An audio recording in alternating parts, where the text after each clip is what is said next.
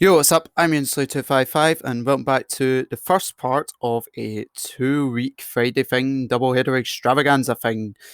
That was a strange name. About the US elections. This week's going to focus on projections and predictions now that we're at the final moments of the race.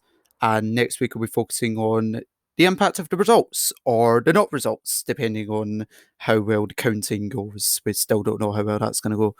Like I said, this week's going to be focusing on the projections, which is why I've got up this, which is an interactive projection map where I can click on states and project either Donald Trump to win them or Joe Biden to win them and see how that affects how the race is projected to turn out and what the odds are of each candidate's winning.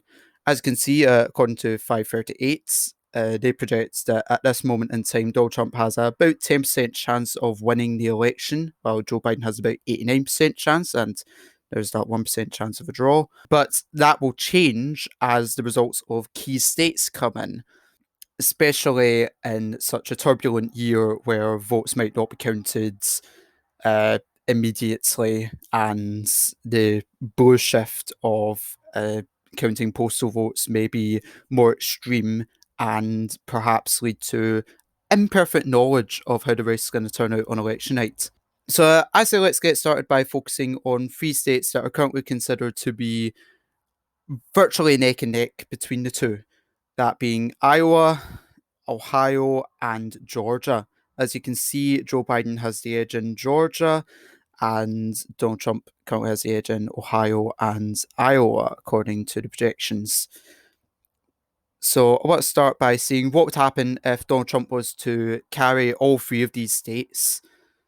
So we'll do that by clicking on them, and you can see that Donald Trump's chances of winning have went up to about a third. So it really is key that he picks up that triplet if he wants to have a good shout of getting in the presidency, especially as if I show you if, say, Biden were to pick up Georgia, but Iowa and Ohio were to stay for Trump, then you can see Biden's chances go right back up to 96%. If I were to project, say, Ohio, it'll take a second, but you'll see very similar results coming in. Joe Biden perhaps even more likely to win under that circumstance. And the same with Iowa.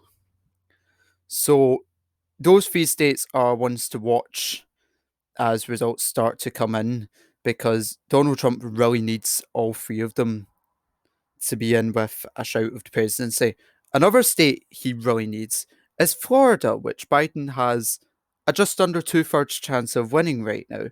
You can see if Trump were to pick up Florida, then the chances don't go up that much. But if Biden were to pick it up, it becomes practically impossible for Trump to win. And then you can see in situations like that, Arizona becomes heavily favorable for Biden. Iowa, Ohio, Texas becomes a toss up where Biden could very realistically take it. And if Biden were to take Texas, well, that represents quite a shift in the electoral map.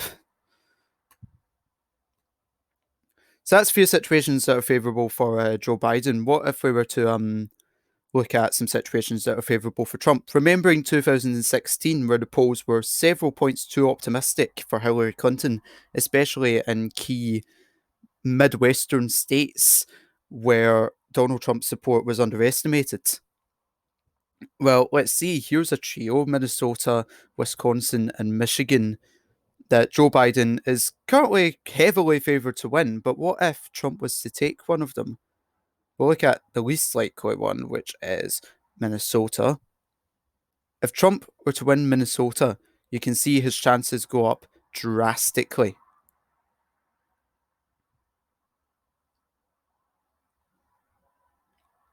And in fact, he becomes the favourite for the election. So that's a little video to show you just how, just what sort of races could affect the presidency. And I'll see you next week for the results, or the not results, or whatever.